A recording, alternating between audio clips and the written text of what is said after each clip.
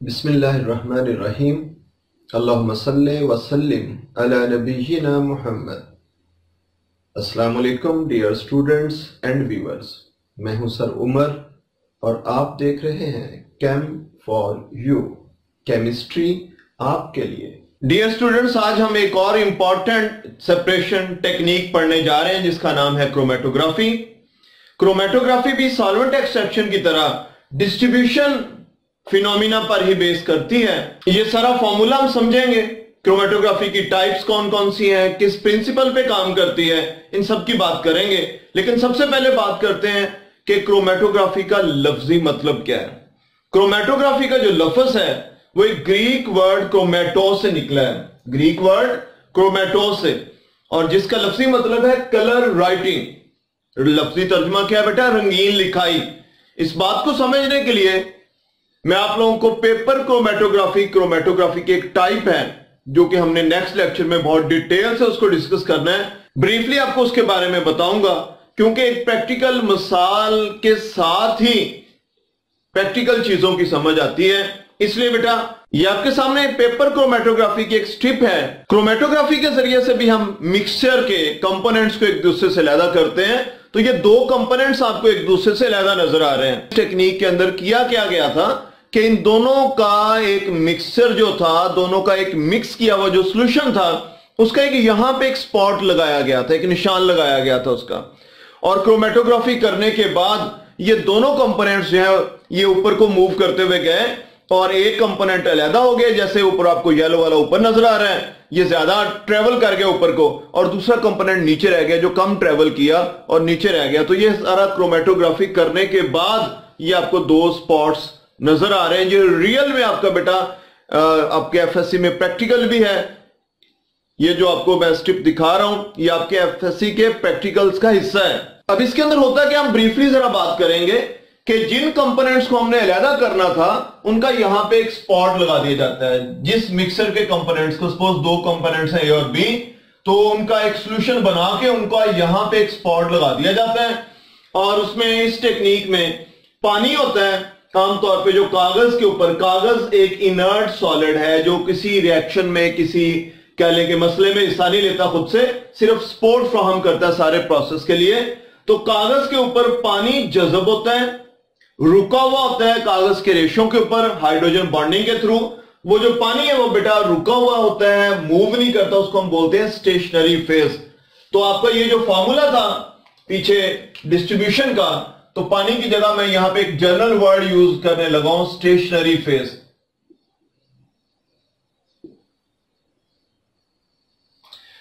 और इसमें आमतौर पे एक ऑर्गेनिक सॉल्वेंट होता है जो नीचे से ऊपर को ट्रेवल करते हुए जा रहा होता है, मूव करता होता है। और ऑर्गेनिक लिक्विड आमतौर पे जो होता है वो क्योंकि मूव करता है उसको बोलते हैं मोबाइल फेज। तो ऑर्गेनिक लिक्विड की जगह यहां पे मैं लफ्ज इस्तेमाल करने लगा हूं मोबाइल फेज। ये ज्यादा जनरल वर्ड्स हैं क्योंकि स्टेशनरी फेज और मोबाइल फेज पानी और ऑर्गेनिक लिक्विड के अलावा भी चीजें हो सकती हैं, इसलिए ज्यादा एक जनरल फॉर्मूला कह लें डिस्ट्रीब्यूशन कोएफिशिएंट का, जो कि इस टॉपिक में इस्तेमाल होना है। दोबारा से देख लें, पानी कागज के रेशों के ऊपर रुका हुआ वो स्टेशनरी फेज, ऑर्गेनिक लिक्विड जो है ये मूव करता हुआ ऊपर को जा रहा होता है, तो ये वर्क करता है मोबाइल फेज के तौर पे। और जो कंपोनेंट्स हमारे अलग होने वो यहां पे मौजूद है, इसमें दो कंपोनेंट्स ए और बी।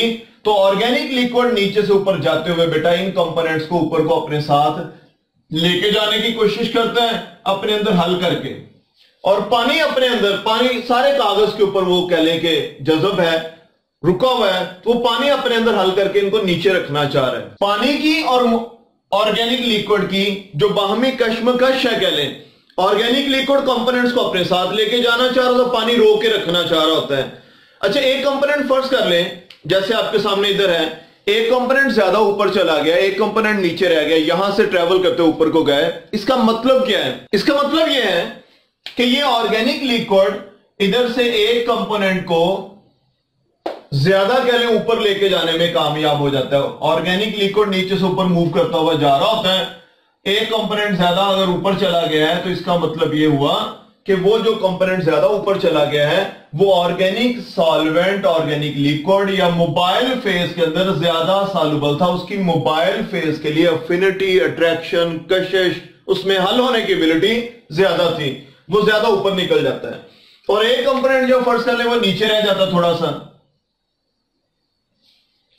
सेपरेट हो जाते हैं, यहां से मूव करते ऊपर को जा रहे होते हैं, एक कंपोनेंट सेपरेट हो गया, दूसरा कंपोनेंट सेपरेट हो गया, तो कंपोनेंट जो नीचे रह गया उसका मतलब यह है कि वो component mobile phase, moving phase के अंदर ऊपर वाले कंपोनेंट की निस्बत थोड़ा सा कम हल होता है, कह लें उसकी अफिनिटी, उसकी अट्रैक्शन मोबाइल फेज के अंदर उतनी ज्यादा नहीं जितनी ऊपर वाले कंपोनेंट की है, वो नीचे रह गया। इसका मतलब वो थोड़ा स्टेशनरी फेज के साथ उसकी कशिश, उसकी अफिनिटी थोड़ी सी ज्यादा है, उसमें स्टेशनरी फेज में डिस्ट्रीब्यूट होने की एबिलिटी उसकी थोड़ी सी ज्यादा है। तो इस तरह से कंपोनेंट्स एक दूसरे से सेपरेट हो जाते हैं।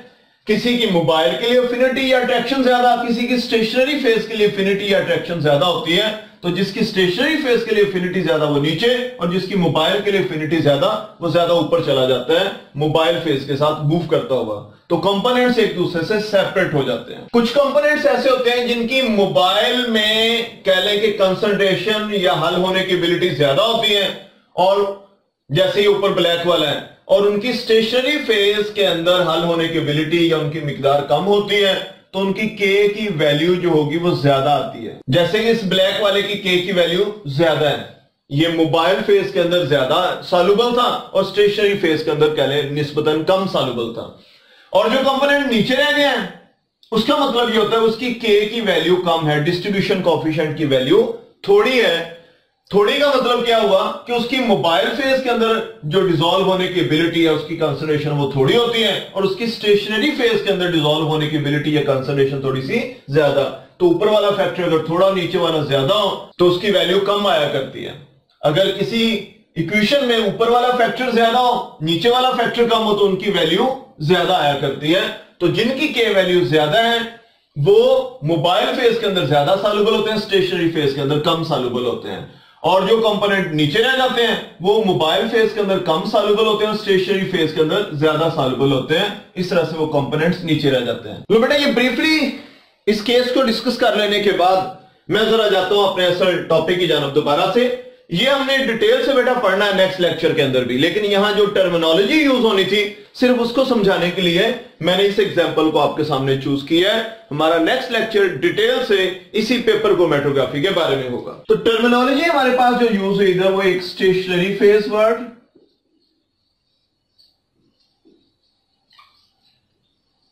स्टेशनरी फेज जो है ये सॉलिड भी हो सकती है या लिक्विड भी हो सकती है।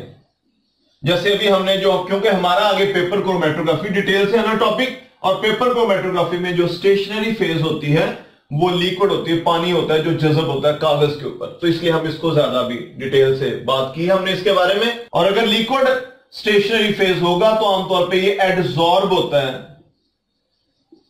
On the surface of inert solid. दूसरी जो टर्म यूज होनी वो है mobile phase, moving phase. Mobile phase आमतौर पे लिक्विड भी हो सकते हैं, जैसे हमारा अभी ये जो पेपर क्रोमैटोग्राफी है इसके अंदर ऑर्गेनिक लिक्विड था, ऐसे ये मोबाइल फेज गैस भी हो सकता है। इन स्टेशनरी और मोबाइल फेजेस की बुनियाद पे क्रोमैटोग्राफी की बहुत सारी किस्में हैं। और जो मिक्सर के कंपोनेंट्स एक दूसरे से अलग होते हैं इस टेक्निक में, वो किस बेस पे होते हैं? Due to their relative अफिनिटीज।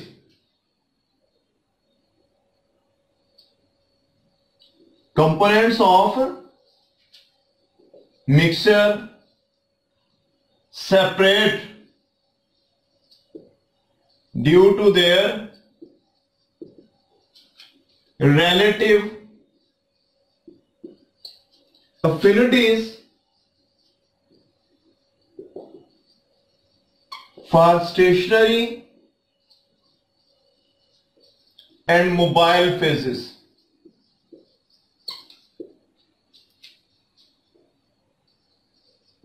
और इस बात को आप इस डिस्ट्रीब्यूशन कॉफिशिएंट के जरिए से समझ सकते हैं कि जिन कंपोनेंट्स की के वैल्यू डिस्ट्रीब्यूशन कॉफिशिएंट वैल्यू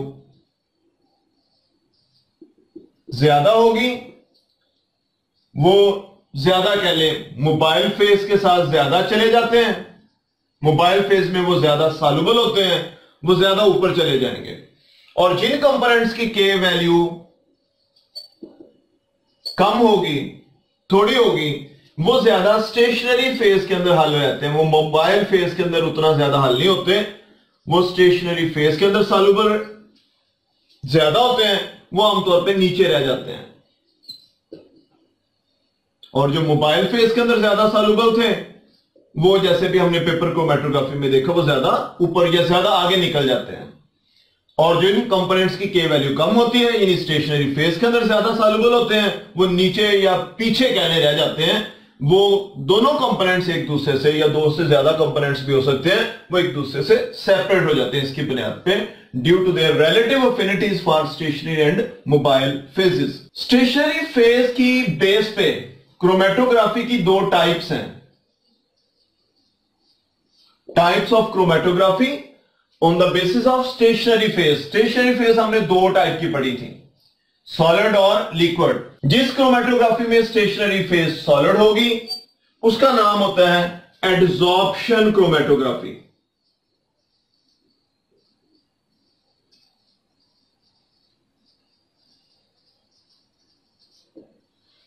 और जिस क्रोमैटोग्राफी में स्टेशनरी फेज लिक्विड होती है, उसका नाम होता है पार्टीशन क्रोमैटोग्राफी।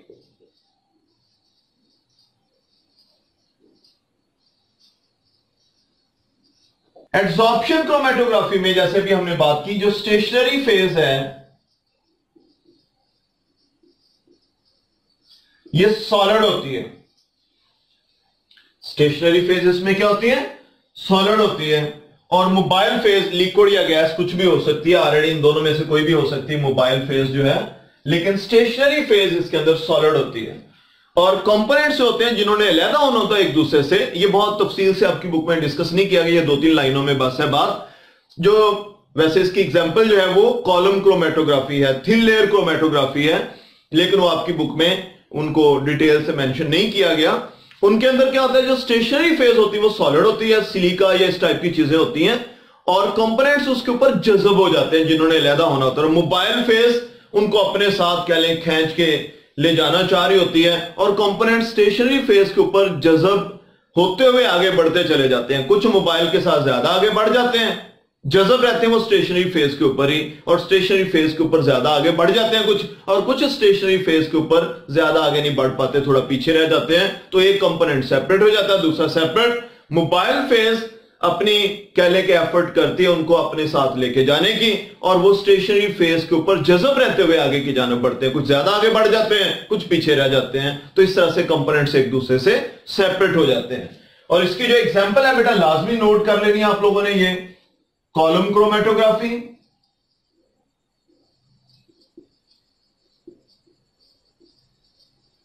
और दूसरी एग्जांपल इसकी थिन लेयर क्रोमैटोग्राफी होता है। उसकी बस इतनी एब्रीविएशन ही नोट कर लेनी है आप लोगों ने, TLC, थिन लेयर क्रोमैटोग्राफी। अच्छा बेटा, क्रोमैटोग्राफी की दूसरी टाइप पार्टीशन क्रोमैटोग्राफी, जिसमें स्टेशनरी फेज लिक्विड होती है,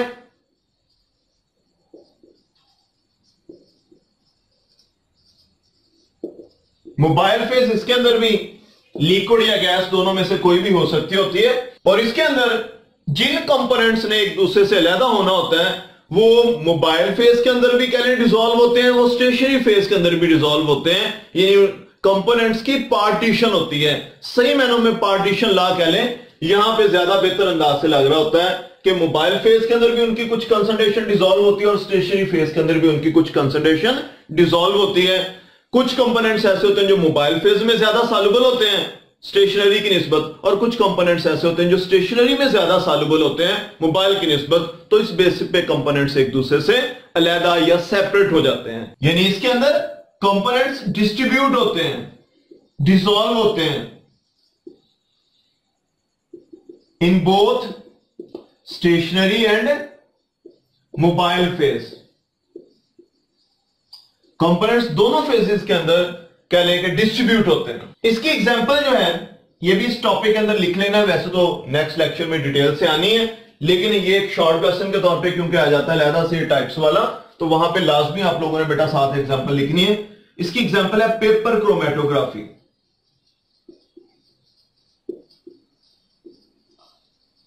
नेक्स्ट हम बड़ा इंपॉर्टेंट एक और शॉर्ट क्वेश्चन है, uses of chromatography.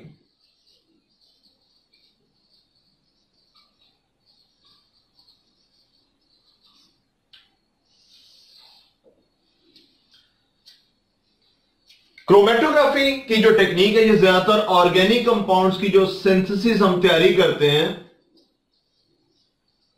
Organic synthesis में कंपाउंड्स को जो तैयार होते हैं उनको एक दूसरे से सेपरेट करने के लिए, आइसोलेशन भी इन्हीं मैनों में इस्तेमाल होता है, आइसोलेशन के लिए और प्यूरिफिकेशन के लिए इस्तेमाल होती है। दूसरे नंबर पे बेटा ये क्वालिटेटिव एंड क्वांटिटेटिव एनालिसिस, ये दोनों में इस्तेमाल होती है क्रोमेटोग्राफी जो है। तीसरे नंबर पे बेटा ये चीजों की प्योरिटी चेक करने के लिए इस्तेमाल होती है, कंपाउंड्स की प्योरिटी, सब्सटेंसेस की प्योरिटी जो है उसको चेक करने के लिए, प्योरिटी ऑफ सब्सटेंसेस जो है वो इसके जरिए से चेक की जाती है। तो ये क्रोमेटोग्राफी के मेजर यूजेस हैं, ऑर्गेनिक सिंथेसिस में कंपाउंड्स को सेपरेट, आइसोलेट या प्यूरिफाई करने के लिए। दूसरे नंबर पे बेटा क्वालिटेटिव और क्वांटिटेटिव एनालिसिस में। तीसरे नंबर पे प्योरिटी चीजों की चेक करने के लिए कि चीजें प्योर हैं या नहीं है, कुछ इंप्योरिटीज हैं, कितनी है इंप्योरिटीज, ये सारा कुछ चेक हो जाता है क्रोमेटोग्राफी के जरिए से। लो बेटा आज के लेक्चर में हमने डिस्कस किया है कि क्रोमेटोग्राफी क्या चीज है, किस लफ्ज से निकला ये लफ्ज। क्रोमेटोग्राफी जो है इसमें कुछ जो बेसिक टर्मिनोलॉजी यूज हो रही थी, स्टेशनरी फेज, मोबाइल फेज, हमने उसके बारे में बात की। क्रोमेटोग्राफी का जो प्रिंसिपल है वो क्या है और ये किस चीज पे बेस करता है, तो बेटा ये भी डिस्ट्रीब्यूशन कोएफिशिएंट जो है उसी पे बेस करता है। क्रोमेटोग्राफी का जो उसूल है कह लें या क्रोमेटोग्राफी का प्रोसेस है सारे का सारा। उसके बाद बेटा हमने टाइप्स पढ़ी क्रोमेटोग्राफी की, बड़ी इंपॉर्टेंट है ये भी शॉर्ट क्वेश्चन के पॉइंट ऑफ व्यू से, ऑब्जेक्टिव के पॉइंट ऑफ व्यू से भी। एड्सॉर्प्शन क्रोमेटोग्राफी और पार्टीशन क्रोमेटोग्राफी जो कि स्टेशनरी फेज की बेस पे थी। स्टेशनरी फेज अगर सॉलिड है तो एड्सॉर्प्शन क्रोमेटोग्राफी, स्टेशनरी फेज अगर लिक्विड है तो बेटा ये पार्टीशन क्रोमेटोग्राफी। और लास्ट पे मैंने आप लोगों को बेटा इसके यूजेस करवाए हैं। यूजेस भी बहुत इंपॉर्टेंट शॉर्ट क्वेश्चन है, ये पूरे का पूरा चैप्टर ही मैंने बात की थी स्टार्ट में कि शॉर्ट क्वेश्चंस के पॉइंट ऑफ व्यू से इंपॉर्टेंट है। तो बच्चों आज के लिए इतना ही, इंशाल्लाह नेक्स्ट वीडियो में नेक्स्ट लेक्चर के साथ मिलेंगे, तब तक के लिए अल्लाह हाफिज।